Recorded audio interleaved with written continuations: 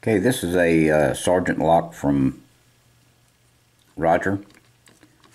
We're going to use top of the keyway. We do not have a key to fit this lock. I believe it's 6-pin.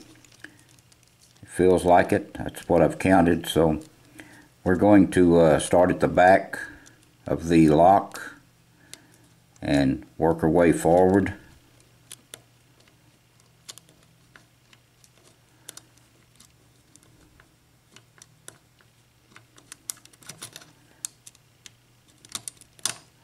Okay, got a little bit of false set out of number 5, I believe.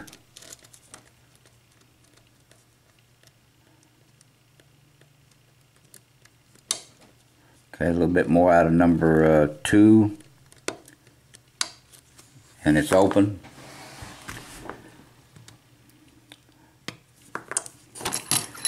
Okay, let's open it up and look at the pins.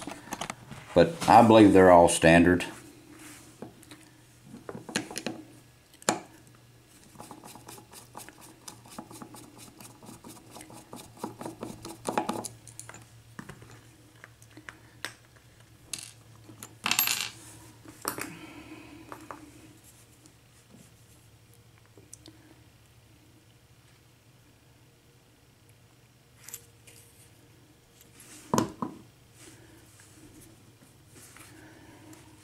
Okay, let's see here. Okay, standard. Whoops. Where'd that pin come from? Got an extra pin there. Oh well, I just dumped out. Okay, I think that's a top pin that come out.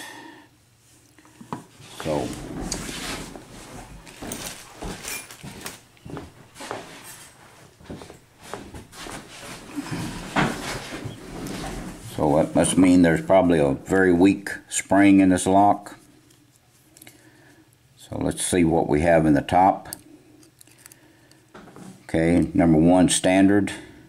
Okay, that come out of number 2. This one did. Number 3 is standard. 4 standard. 5 is standard. And 6 is standard.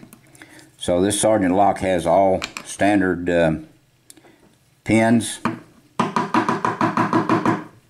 and the springs are very weak.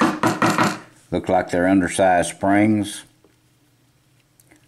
Okay, one cylinder did not even have a spring in it. So I don't know how this lock was actually working for someone. But it's only 5 springs that I can see, unless there's one stuck up in the Bible. And I don't see any springs in the lock, so it was missing a spring with all standard pins, top pins and key pins, all standard. So got by easy on that lock. Didn't have to pick one of them. So that's what we have in this Sargent lock from Roger. I appreciate it, Roger. And I thank you, and I appreciate everyone watching. And please stay out of trouble, and please do not do anything illegal. Thank you very much. Appreciate it. Okay, just a short addition to this Sargent lock. There was another spring in it. It bounced out to the front, and I did not see it until I turned the camera off. So it had all the springs in it, and these pins I've got out of place now. But like I said, all these pins are standard, and this number 2 pin, for some reason,